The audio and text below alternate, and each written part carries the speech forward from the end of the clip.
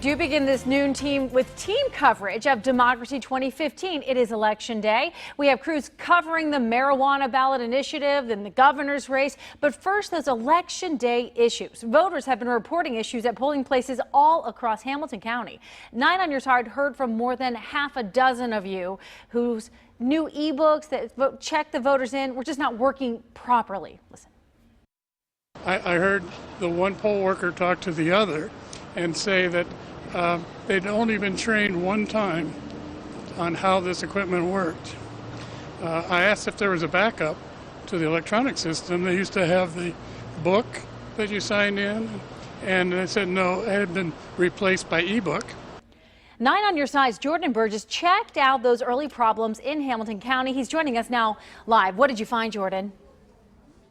Well, right now, things seem like they've been fixed. We've got a steady stream of voters here at the Bond Hill Rec Center. That's the story across much of Hamilton County at this point in the afternoon. Those e-books seem to be working. Officials don't expect any other problems. But we went to the top to get answers about what was behind those early issues. And take a look at this. We saw firsthand some of the struggles with the electronic poll books. It took about 10 minutes once polls opened at 6:30 here at the Bond Hill Rec Center to get the e-poll books working. Now, that led to a small line, but after they got the books up and running, they processed voters pretty quickly. Now, other places we checked out, like in Green Township, had some early issues as well, but did get their e-poll books working. But we're told 10 precincts out of 200 or 565 in Hamilton County had to go back to the old paper poll books as a backup. Ohio's top election official Jon Husted was in the county this morning. We took your concerns about long lines caused by this to him and asked if they could have been prevented. It wasn't the machines, it was the poll workers themselves who were not properly prepared to use the new technology. Not for lack of training. The Board of Elections gave them the 3-hour training that they were required to have, but they showed up unprepared and unready to use this system. Now, Husted says they did the trial run this year so that they have everything worked out for next year's presidential election when those lines could be longer.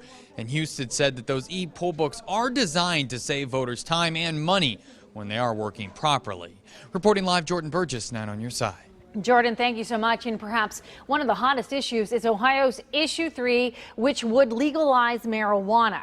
If approved, Ohio would become the first state in the United States to simultaneously legalize recreational and medicinal marijuana. There's also Issue 2, which is an anti-monopoly issue that many say is in direct conflict with Issue 3. If both of those issues pass, there could be plenty of legal issues ahead. Another major issue for Cincinnati residents to consider is Issue 22, or the Cincinnati Parks Levy, which would enact a permanent tax. 9 on Your Side was there as Mayor John Cranley, a supporter of Issue 22, cast his ballot this morning. If it passes, the proposed permanent property tax increase would be dedicated to the parks.